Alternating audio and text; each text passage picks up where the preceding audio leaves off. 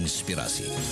Pendengar RRI dimanapun Anda berada, terima kasih. Pagi hari ini Anda masih terus bersama kami di 100,5 MHz, AM 783 kHz, ataupun melalui audio streaming kami di www.rri.co.id. Lintas Anda pagi pendengar masih terus bersama Anda di kesempatan pagi hari ini sampai pada pukul 10 waktu Indonesia Tengah. Saya Leli Kara dan juga ada rekan saya Budi Buku sebagai operator studio. Nah, pendengar RRI masih tersisa satu topik wawancara lagi pendengar ya, yang akan kami hadirkan untuk Anda, di mana Menteri Pariwisata dan Ekonomi Kreatif Sandiaga Salahuddin Uno mengatakan bahwa Labuan Bajo, Nusa Tenggara Timur ini merupakan salah satu destinasi wisata prioritas yang kini tengah dikembangkan sebagai destinasi unggulan. Dan ia juga menyebut di Labuan Bajo nantinya akan diadakan beberapa event tingkat internasional atau dunia sehingga bisa menjadi bagian daya tarik untuk para wisatawan Nusantara dan wisatawan mancanegara.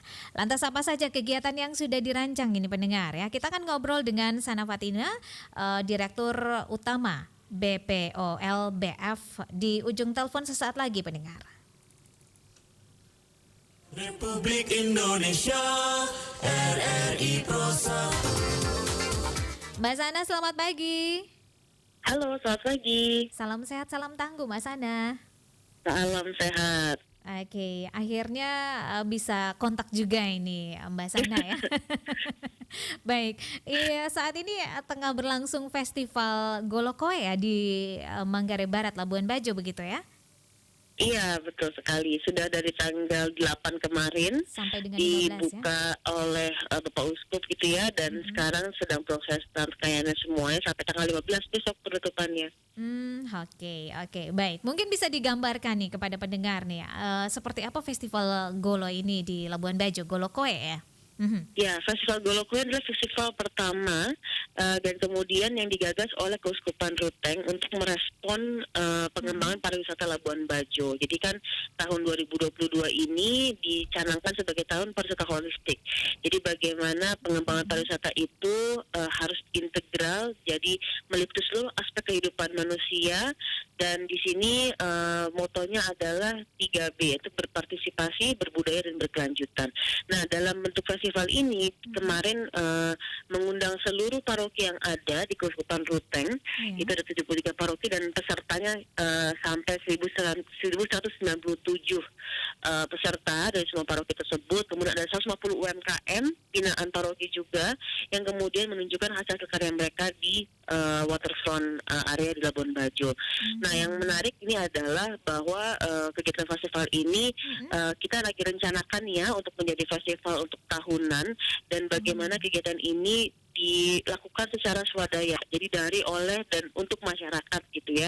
Berkali-kali kita juga menyampaikan pesan bahwa Festival Golokoe ini satu bentuk akses bagaimana masyarakat di pelosok-pelosok pun juga mendapatkan akses terhadap pariwisata, tidak hanya sebagai pemilik destinasi gitu ya, tapi juga bagaimana bisa mengisi ruang-ruang yang ada. Oke, jadi ini akan berlangsung sampai dengan tanggal 15 Agustus begitu ya? Iya, tanggal 15. Jadi mulai kemarin ada rangkaian pembukaan, kemudian kemarin ada penanaman pohon, ya ada bambu, juga ada penanaman bakau sebagai bentuk give back to the earth gitu ya. Jadi bagaimana kontribusi ke bumi dan ke lingkungan, kemudian ada bersih-bersih sampah dan banyak lain-lainnya lagi kegiatannya, sampai nanti kita juga akan ditutup dengan ada doa bersama, kemudian perayaan Maria Assumpta Nusantara di tanggal 14 dan tanggal 15-nya nanti adalah penutupannya. Jadi bagaimana ini dibalut kegiatan yang bersifat sangat religius, tapi juga bersifat sangat menunjukkan kesadaran bahwa kita adalah bagian dari lingkungan, dan juga tentunya merespon terhadap perkembangan pariwisata. Oke, baik. Ini ya sangat menarik begitu ya Ibu Sana ya. Jadinya pengen ke sana ini. Iya, karena kita tuh kebayangnya bahwa Bajo kan belum punya festival yang kuat gitu ya. Terus kemudian memang tahun ini kita lakukan banyak apa istilahnya mentas pasar gitu ya, membuat beberapa kegiatan dan kita lihat nanti mana yang bisa kita jadikan event tahunan. Dan yang paling penting sebenarnya ada komunitas yang mensupport dari balik event-event tersebut, karena kembali lagi kan kita melihat seperti Laran Tukang punya Semana Santa Iya. gitu kan, nanti ND punya Parade Kebangsaan. Nah, Labuan Bajo ini kita akan bikin beberapa, mudah-mudahan sih kalau lancar sampai akhir tahun juga ada beberapa kegiatan lagi yang akan kita coba uji cobakan gitu ya, untuk apakah ini bisa menjadi identitas atau brandingnya event Labuan Bajo. Oke, jadi Labuan Bajo saat ini lagi mencoba pasar begitu ya, lagi mentes pasar ini ya. Nah, dari kegiatan ini Anda melihatnya seperti apa ini? Saya sih menurut kalau yang sangat menarik itu sebenarnya karena satu, bahwa ini digagas oleh Keuskupan pertama, jadi isinya memang dari bawah ya, grassroots gitu ya, yang menggagas ini. Kemudian yang kedua, bahwa pelibatannya sangat masif dan sangat besar, dan saya melihat tertib sekali orang-orangnya ketika berada di dalam kegiatan gitu ya, sangat teratur. Dan kami juga melihatnya bahwa tidak hanya si peserta saja yang senang gitu ya, tapi si wisatawan juga ikutan terhibur, warga pun juga ikutan terhibur karena kita mendapatkan pertunjukan musik di waterfront, kemudian kita dapat akses untuk melihat produk-produk UMKM yang bagus-bagus itu kan, yang selama ini kan jauh-jauh banget nih ya, benar-benar di ujung-ujung, tapi semua didatangkan ke sini. Dan kita juga melihat akhirnya, saya selalu bilang kalau mau lihat Labuan Bajo yang berbeda gitu, datang deh ke Festival Golokoe, karena benar-benar tuh nuansanya tuh berbeda sekali, menunjukkan tadi tuh ya kepartisipasian, kemudian bagaimana budaya-budaya yang ada dan bagaimana perhatian terhadap keberlanjutan gitu. Oke, salah satu harapan yang tadi Anda sampaikan bahwa jadikan festival ini menjadi event tahunan dan kekhasan dari Labuan Bajo ya. Kalau Anda sudah punya dengan Festival Kelimutu ya, kemudian Semana Santa di Larantuka. Nah, ini Golokoe ini akan dijadikan sebagai kekhasan dari Manggarai Barat. Nah, langkah selanjutnya ini apa nih agar menjadikan Golokoe ini menjadi event tahunan begitu? Sama seperti Festival Kopi Manggarai yang juga baru aja selesai ya minggu lalu. Jadi kita paralel tuh dua kegiatan festival ini. Nah, ini akan kita dorong untuk masuk ke dalam kalender of eventnya Kemenparekraf pertama. Jadi tentunya yang harus mendaftarkan dan mengajukan kan adalah para penyelenggaranya ya, dengan stakeholdernya. Nah, kemudian nanti kita akan melakukan pendampingan dalam arti apa-apa saja persyaratannya, kemudian bagaimana ini bisa memberikan dampak lebih besar. Oh ya, saya lupa cerita juga. Jadi event ini tidak hanya kita dorong untuk dilaksanakan pada saat itu saja, terus kemudian kita tidak melakukan apa-apa, tapi kita juga akan mengukur dampak ekonominya. Nah, ini cukup unik nih, karena selama ini kan orang bikin event-event tapi bilangnya ada dampak dengan UMKM apa segala macam. Nah, kita akan coba mengukur seberapa banyak sih manfaat ekonominya untuk UMKM yang datang misalkan, sama untuk yang warung-warung di sekitar, hotel-hotel di sekitar dan segala macamnya. Sehingga kalau misalnya kayak MotoGP di Mandalika gitu ya, itu bisa menjadi mendorong banyaknya peningkatan konsumsi ekonomi di masyarakat oleh para wisatawan dan segala macamnya. Kita juga inginnya festival-festival di sini juga seperti itu.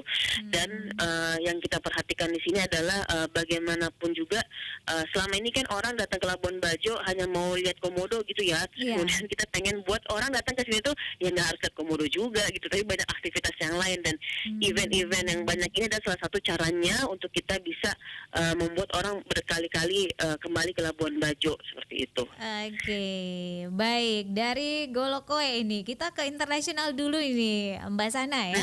Nah, jadi saat ini Labuan Bajo itu kalau mau dibilang sudah berhasil mengambil hati masyarakat Flores, NTT, Indonesia, bahkan dunia ya, karena memiliki alam yang begitu indah, kemudian memikat hati dari setiap pengunjung yang sudah datang mengunjungi ya. Dan event Moon Dunia yang masih terus berlangsung, yakni ada side event ya dari G20 ini sampai September kalau tidak salah begitu Mbak Sana ya. Betul.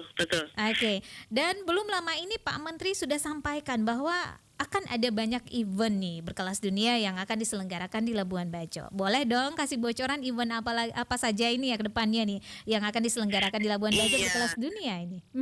Kalau yang paling dekat itu kan memang Asian Summit ya yang tahun depan. Jadi kalau kita bisa bilang kan memang Labuan Bajo ini sejak pertama ditetapkan sebagai destinasi super prioritas di 2019 ya, memang dikasih tugas sama Pak Presiden, coba buat Labuan Bajo siap menjadi venue G20. Jadi di kepala kami semua nih di Balai Otorita adalah bagaimana menyiapkan Labuan Bajo kapasitasnya adalah minimal 20.000 orang datang bersamaan dengan kepala negara, itu semuanya terfasilitasi dan tertangani dengan baik, kira-kira seperti itu. Nah, dengan kita sudah punya benchmark angka tersebut, maka kita sudah bisa bidding beberapa event-event internasional yang tentunya mencari lokasi untuk pelaksanaan kegiatan kan. Dan ini sedang kita cocokkan dengan karakter Labuan Bajo, karena memang ke depan yang akan kita datangkan adalah event-event yang misinya sejalan dengan konsep pariwisata berkelanjutan yang kita lakukan sekarang bersama-sama, mulai dari tentang isu perubahan iklim misalkan, kemudian tentang kreatif ekonomi, ada juga tentang biodiversity, lalu nanti juga ada tentang film, musik yang kayak gitu-gitu ya. Jadi benar-benar event dan MICE yang diadakan Labuan Bajo itu tematik dan sesuai dengan karakter. Nah, banyak juga teman-teman yang dari komunitas musik internasional yang tertarik membuat konser gitu ya di Labuan Bajo dan segala macamnya.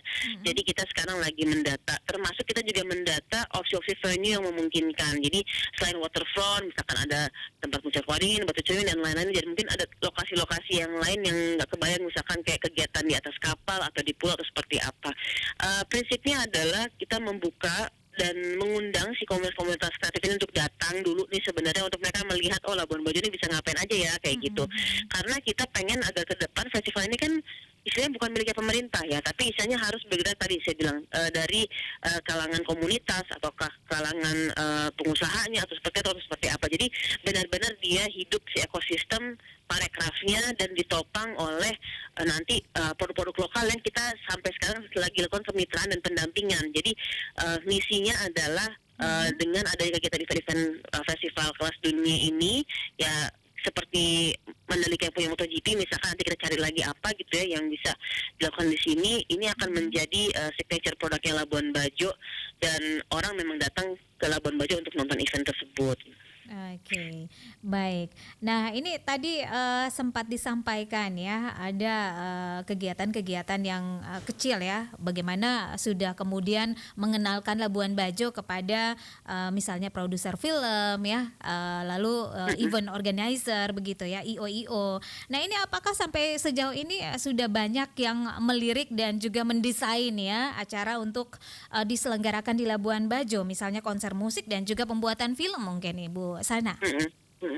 Iya, sudah banyak, dan memang karena tahun ini kami juga info sama mereka jangan buat yang rame-rame dulu karena kita lagi ada G20 ya. Jadi kita coba untuk mulai sentuh ini nanti tahun depan ya. Tahun depan ya. Mungkin pasca Asian Summit ya yang paling nyaman. Termasuk kan juga ini bandara, untuk menjadi bandara internasional kita tunggu setelah selesai semua event internasional yang G20 ini kan, seperti itu.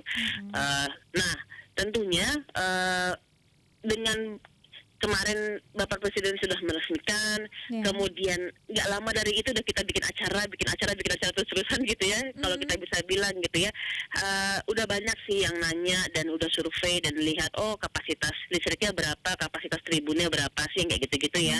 Dan kemudian sejauh ini mereka lagi melakukan rencana untuk pengembangan eventnya, dan saya udah bilang sama mereka juga bahwa kalau di Bajo bukan event yang besar banget yang jutaan orang datang misalkan kayak gitu atau ribuan orang datang sampai gimana, tapi dia mesti bisa menyesuaikan karena kan akses jalan kita juga terbatas, terus kemudian jangan sampai mengganggu kenyamanan orang juga, macet apa segala macam. Dan untungnya di sini pun teman-teman aparat seperti kepolisian, Pemda itu sangat suportif banget ya. Jadi mungkin semakin terbiasa untuk mengorganisasi kegiatan besar gitu. Jadi kita bisa menyesuaikan dengan itu. Yang penting buat teman-teman nih yang kalau nanti tertarik mau bikin kegiatan atau event, jangan ragu-ragu bikin di Labuan Bajo aja gitu, karena pasti rame. Nah, kita sedang seperti destinasi lain kayaknya ya, sekarang lagi permasalahan dengan ketersediaan flight kayaknya. Jadi memang jumlah penerbangan yang sedikit nih lumayan banget ya, tiap hari penuh, jadi susah dapat seat segala macam.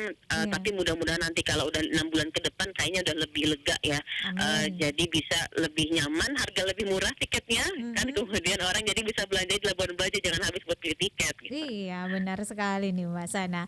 Baik, Mbak Sana, ini tadi sudah salah satu yang perlu dibenahi ya. Ini mengenai apa ya, jalur transportasi ini ya yang harus ditambahkan begitu ya armadanya mungkin ya biar lebih lancar begitu ya, lebih murah tadi Mbak Sana sampaikan. Apalagi nih yang harus dibenahi di Labuan Bajo begitu? Ya kalau sekarang tentunya kan kalau makin banyak event kegiatan, sekarang kita lagi latihan untuk bagaimana event tapi tetap bersih gitu ya. Jadi dengan event yang kayak sekarang ini seminggu penuh misalkan, ini tiap hari kita udah dapat laporan-laporan nih misalkan ada sampah di mana-mana apa segala macam. Saya pikir memang ini semua latihan ya. Jadi kalau ada kegiatan event memang harus turun tim khusus untuk melakukan pembersihan dan kemudian lebih sering karena kan intensitas orang lebih banyak ya di situ. Yang gitu-gitu ya. Dan untuk ke depannya juga kita ingin membuat kalau misalkan ada kegiatan seperti ini, kegiatan based on event gitu, dia juga bundling dengan paket-paket wisata travel agent tour operator yang ada. Nah ini juga lagi kita dorong yang di Wolobobo Festival nih, yang event abis ini di Ngada ya, yang sudah masuk ke kalender event Nusantara, Karisma Event Nusantara. Nah di situ benar-benar dirangkai, digabungkan dengan aktivitas-aktivitas yang lain. Jadi misalkan ada yang suka lomba fotografi, ada yang nanti bentuknya adalah camping bersama, ada yang bentuknya trekking dan segala macamnya. Dan mudah-mudahan nanti ke depan juga si bundling package ini bisa menambah lama tinggal wisatawan tentunya di Labuan Bajo, dan mereka belajar lebih banyak gitu ya, dan bagaimana kita nanti desain banyak produk-produk yang bisa dibeli baik dikonsumsi langsung di selama mereka di Labuan Bajo, ada yang juga mereka bisa bawa pulang sebagai oleh-oleh. Jadi benar-benar tuh pariwisata tuh kita sentuhnya 360 derajat kayak five sense experience gitu. Jadi sedapat mungkin selama wisatawan itu datang ke Labuan Bajo, dia spending dan itu kena dari atas sampai bawah semua kebagian gitu, merasakan manfaat dari pariwisata secara langsung. Wow, luar biasa sekali ini ya. Baik, apa harapan Anda nih terkait dengan apa statement yang sudah disampaikan oleh Pak Menteri begitu ya? Akan ada banyak event berkelas dunia nih yang akan diselenggarakan oleh Labuan Bajo. Silakan Mbak Sana. Iya, jadi kemarin juga sebenarnya kita minta juga ke Mas Menteri untuk bantu. Labuan Bajo udah siap nih Mas, tempatnya sudah siap, venue-nya sudah siap, kemudian experience-nya sudah mulai beragam, dan ada aktivitas yang lain. Dan sekarang kalau kita bahasnya kayak it's time for Labuan Bajo, jadi kalau ada event atau apa yang mungkin ukurannya medium size gitu ya, nggak terlalu besar, itu bisa dibawa ke Labuan Bajo. Nanti kita akan bantu handle semuanya, dalam arti bukan kita yang mengelola ya, tapi kita membantu agar memudahkan pelaksanaan kegiatan sehingga sejalan dan juga bisa diterima oleh masyarakat di sini juga. Karena bagaimanapun kan eventnya hal yang baru, saya bilang ya, Bajo nggak pernah punya festival sebelumnya, dan kita harus masuk ke dalam festival yang benar gitu, dalam arti terencana dengan baik, kemudian pelaksanaan juga baik, dan kemudian dievaluasi dengan baik, sehingga benar-benar itu semua yang kita lakukan itu bertanggung jawab dan terekam juga dengan baik, sehingga nanti akan menjadi kebiasaan. Nah, kalau udah seperti itu, nanti kita juga berharap lebih banyak lagi nih event organizer lokal yang timbul di sini. Kayak kemarin kita kan juga bikin Ideathon ya, kompetisi untuk mendorong inkubasi event organizer di Labuan Bajo, dan salah satu pemenangnya ini nanti juga akan kita dorong bulan Oktober ini untuk dijadikan festival yang namanya Labuan Bajo Maritime Festival. Nah itu nanti ada juga yang event sport tourism ya, ada event lari di bulan Oktober, dan juga nanti di akhir tahun ada New Year's Eve concert bersama teman-teman di waterfront juga. Jadi kita akan coba dengan beberapa sektor yang berbeda dan melihat responnya, dan mudah-mudahan ini bisa mendorong orang-orang untuk punya alasan selain traveling adventure ke Taman Nasional gitu yang datang ke Labuan Bajo. Pertama, kedua juga mereka bisa mengeksplor ruang-ruang kreatif yang belum pernah disentuh sebelumnya di Labuan Bajo. Jadi harapannya seperti itu, dan mudah-mudahan nanti teman-teman kayak RRI kan udah punya studio nih di Labuan Bajo nih. Iya, SP Labuan Bajo siap ya untuk update nih. Jadi pengennya tuh nanti ya kita ada sistem media partner seperti apa. Jadi semua komunitas ini tuh mereka punya tempat panggung yang kita buat gitu ya. Karena prinsipnya mereka ini sudah kreatif dan bagus-bagus banget, tapi kekurangan panggung untuk diciptakan buat mereka. Jadi harapannya ke depan seperti itu, dan pengennya juga pariwisata ini benar-benar bukan hanya untuk kelompok tertentu saja, tapi semua orang bisa menikmati dan semua orang berpariwisata bahkan kalau boleh kami juga ingin sekali bahwa budaya berwisata ini pun juga menjadi budayanya orang-orang Labuan Bajo. Jadi nggak hanya kita sebagai pemilik tempat atau sebagai di Labuan Bajo, tapi kita pun juga suka berwisata. Karena saya lihat di tempat-tempat lain itu juga desa wisatanya, kemudian warung-warung, apa segala itu semua hidup karena orang-orangnya juga berwisata. Jadi orang-orang lokalnya pun tiap akhir minggu emang dia jalan-jalan dan segala macamnya. Itu memang bagus untuk keseimbangan hidup gitu ya, istilahnya. Nah ini yang kita lagi coba dorong, dan bersama Keuskupan juga mereka juga lihat, ya benar juga ya, memang selama ini orang kita cuma berkunjung ke rumah, antar rumah aja, tapi kita nggak ke destinasi wisata, nggak jalan-jalan segala macam. Jadi kita akan coba lakukan hal-hal seperti itu, dan dikemas menjadi festival itu menjadi sesuatu yang menarik karena semua orang berkumpul dan rame-rame dan bersenang-senang bersama-sama. Oke, jadi jangan menunggu orang lain berwisata ya, kita sendiri juga harus perlu menggunakan wisata yang kita punya, begitu ya. Dan harus belanja juga, karena kalau kita yang nggak belanja, dapat wisata kan akhirnya nggak muter tuh ekonominya. Padahal kita pengennya semuanya kan dapat. Gitu. Oke deh, mantap deh. Baik Mbak Sanda, terima kasih untuk waktunya bersama RRI, sukses, dan RRI ND siap untuk update setiap event-event yang berkelas dunia. Terima kasih Mbak Leli. Ya, selamat pagi. Sampai ketemu di Labuan Bajo. Siap, selamat pagi. Lintas Ende Pagi. Pro 1, kanal inspirasi.